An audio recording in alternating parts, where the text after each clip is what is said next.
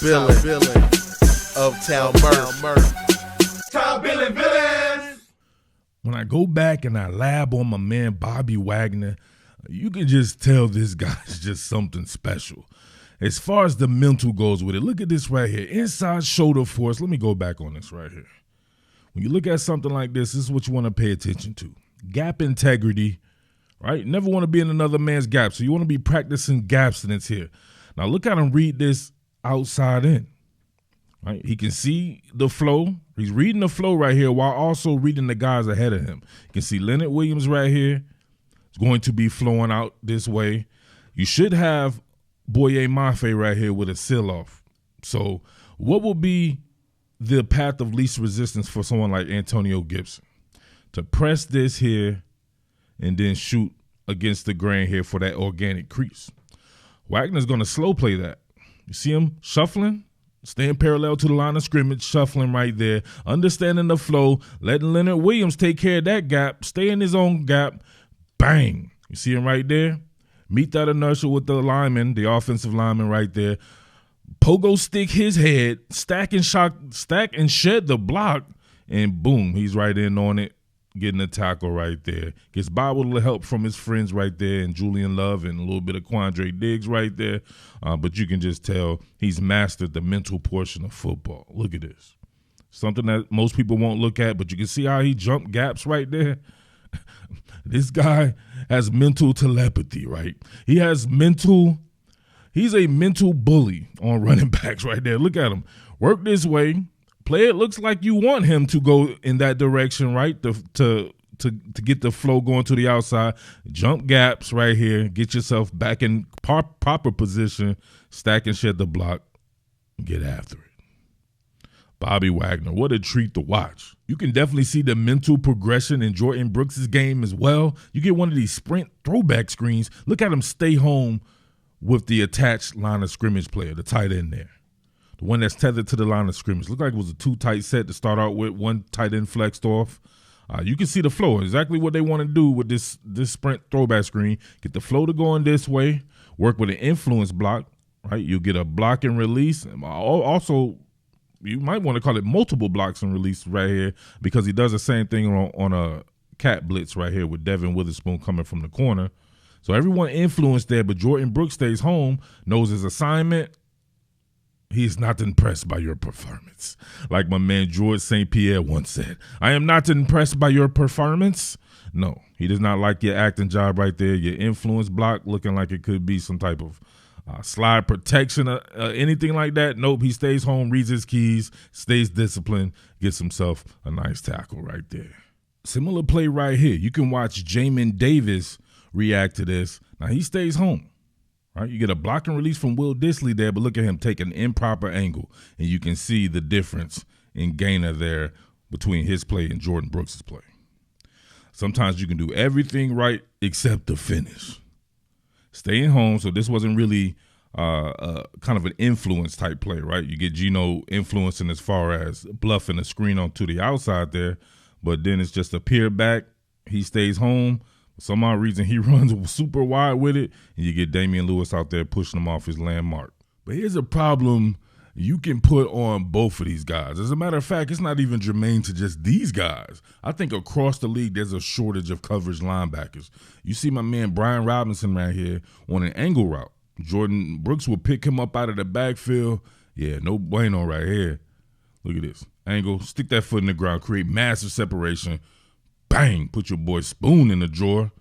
Continue to get upfield right here. Let's see it once again. You see him coming out of the backfield. Your man Jordyn Brooks kind of oversets right here. Look at that. Extremely aggressive on the outside approach, but you better be ready to dip it back inside if that's the case. Look at that. Bang. Early stage pandemic separation right there, right? That's when the pandemic first jumped off right there. Your man's got that superior social distancing measures practices been going on there. Boom, your boy Witherspoon misses the tackle here and people getting upfield. But look at this. What's this? Bobby Wagner getting himself a tackle. Now, this is one thing you know if you're a fan of the sport or even if you played the sport, played the linebacker position, not all tackles are created equal. You can rack up a gang of tackles way downfield and not really be impactful. So sometimes looking at tackle stats just does not tell the entire measure or something like that. I remember there was a Falcon by the name of Keith Brooking back in the day who used to pile up a ton of stats, but if you just watched it, man, a lot of his shit was downfield. He wasn't making impact tackles, and but hey, he understood how to jump on a pile. He understood how to do a lot of that stuff the way he had some really good stats. The most notable issue that I have with Brooks, and this is something I've pointed out before in the past, is his inability to work in traffic right here. If you can get a body on Brooks, he's pretty much dead in the water right here. I'll let you run this full speed right here. You can see Project Pat Ricard taking him out the building, right? Ushering that man up out of there. Look. You see him coming around, front side here, play side. Right here, you can tell that he's too worried about the contact instead of being worried about making a play. Now, you can say, hey, he wants to take on that block, have Wagner come around, right? Wagner too. Wagner's been kind of hit or miss lately with the contact. Before, I used to be like, man, for a smaller linebacker, he was pretty good with contact, but I don't know, as you get older maybe, but you see right here, look, he's not worried about making a tackle. He sees a big guy coming at him right here. He's just putting his head down and just launching. Instead of kind of centering him up, playing to either side of him, right, to either gap, he pretty much takes himself out of the play right there. And you can see Mitchell just get on by with him. Brooks right there, what is he reaching back? What is this going to do? Come on, Brooks. Going to reach a hand out there? Nah, that ain't the business right there. But, hey, that's one of the things that's not germane to just him either. That's another thing that's going on. When you start getting these linebackers who are a lot smaller, the linemen aren't getting smaller per se. So you get a lot of guys who just can't work in traffic. Most of us are in agreement that Patrick Queen should be on the first thing smoking to Seattle when free agency starts. It reminds me of when my favorite all-time DC, Rex Ryan, got the New York Jets job from being the Baltimore Ravens DC. He immediately at midnight Eastern when free agency opened, that man went and got one Bart Scott. He was at his house, right? He called him and was like, hey, man, get these dogs. I remember that story vividly. And, yeah, he was over there putting emphasis on signing that man. The same deal should happen with Mike Macdonald and Patrick Queen, being as though, of course, same organization, same slot of being the defensive coordinator there, getting your head coaching job, go and get your guy to run your defense elsewhere. So to me, it will come down between Bobby Wagner and Jordyn Brooks, just for the simple fact that I don't see how you afford all three of those guys in free agency, especially when you have other positions of need as well. Blind stats. However, we got to do what we got to do here. So I want to compare Bobby Wagner's last season playing that middle linebacker position before it was handed over to Jordyn Brooks the following year. And obviously the year before, Bobby Wagner came back and claimed it. So if you're going by blind stats right here, 2021 Bobby Wagner and 2022 Jordyn Brooks, you get, man, virtually identical stats here. So 103 solo tackles for Jordyn Brooks, more than Wagner, but Wagner on his assist game, you get 170 combined tackles for Wagner, 161 for Brooks. I hate doing this. This is pretty much pointless, right? If we're not seeing the type of tackles, it doesn't really matter. But 3 tackles for loss, 3 QB hits.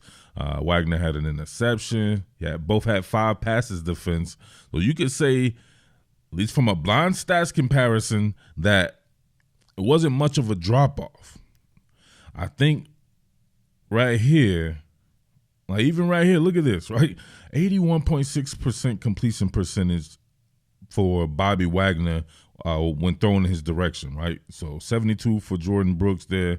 Obviously, the more explosive plays coming against Jordyn Brooks here, 12.8 yards per completion, 8.4 for Bobby Wagner, a 97.9 rating for Bobby Wagner, 122.6 for Jordyn Brooks.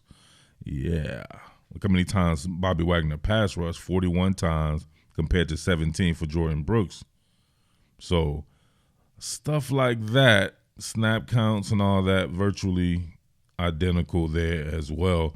So you would say if you got younger at that position, able to let Bobby Wagner go, and you had the guy you drafted to take over that slot, why would you pivot back to that and remove Jordyn Brooks from that role? So you move him back to an outside linebacker position the next year.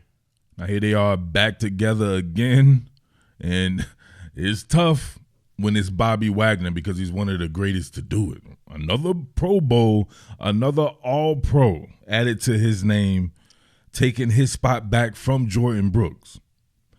Now, if you watch the season, you would have mixed reaction to Bobby Wagner's season. On one hand, he looked like he lost a step, no doubt about it. On the other hand, his mental didn't go anywhere. So he would make up for those steps sometimes just off his mental game. Like his football intelligence is incredible, absolutely incredible. But there comes a point of diminishing returns, in my opinion, if a guy like Jordyn Brooks, who has cultivated himself, obviously if he stayed injured, he was coming off an injury too, so keep that in mind here. And we see in a comparison 183 combined tackles for Bobby Wagner, right? So if you are doing a blind stats thing, it's hard to argue with a dude damn near with 200 combined tackles, 96 solo tackles, right? He got that extra game in, so he had 17 games played, and you had 16 for Jordyn Brooks missing a game. But still, you would say still kind of comparable. I mean, even with the difference in just regular tackles there. 4.5 sacks for Jordyn Brooks. You had 5 QB hits, an interception. He batted down one more pass. Both had a fumble recovery there. So it's not like if you put a healthy Jordyn Brooks in Wagner's position, he probably would come up with the same type of stats, in my opinion there. Maybe not quite. I think Jordyn Brooks has solid football intelligence as well. So, I don't know. That's a tough one on me, man. It's hard to say anybody to get rid of a Bobby Wagner. And we've seen off-ball linebackers play until they're in their late 30s easily. Remember Ray Lewis, what was he, 37 years old or something like that? Wagner would be like 34 this season. So we see here in pass coverage, same kind of deal right here. 80% completion percentage against Wagner, 76.9 for Jordyn Brooks. This time Wagner with more yardage, 11.1 yards per. That's where he really took a step back, in my opinion. Or you saw where his step may have been lost, that was in pass coverage, although it wasn't like he's been killing it the past couple of seasons even before that, though. 114 rating for Bobby Wagner, 89.3 for Jordyn Brooks. Yeah. Let me know. So 44 blitzes for Wagner, 22 for Brooks. And with half the amount of blitzing, he still had more sacks. So, right, what was it? Yeah, 4.5 to 3.5. If you could bring all three of these guys in, right, if this was the mid-2000s or like in the mid-2010s where you would play in your base defense a lot and you could run a legitimate 4-3, it would be dope. But first of all, you're a 3-4 team anyway. You're only going to need 2 off-ball linebackers. Somebody will have to be in reserve. You're going to pay top dollar for a reserve. Normally in your reserves, you go and get guys making towards the bottom, and you try to get the most bang for your buck there, right? Pause. So, it's a tough one. In a 3-4, you bring back Brooks or Wagner. So you guys have to let me know. And, yeah, we'll see there. I know it's going to be a lot of sentimental people there with Bobby Wagner, but keep in mind the age difference, being able to sign Brooks to a contract probably more feasible against the cap, adding some years on there, him and Queen together, Wagner and Queen together too. I don't know. It's tough, man. I don't want to influence you either way, but let me know, man. Where would you go with that? Queen and Brooks, or Queen and Wagner, or just Brooks and Wagner again? Let me know. All right, it's your boy Jersey Murf. As always, thank you to everybody out there. Big ups to all my supporters out there, all the top Billin villains out there. And listen, make sure you hit that thanks button because you know your boy be serving that hibachi. You know how I get down, all right? Salute. What more can I say? Top Billin.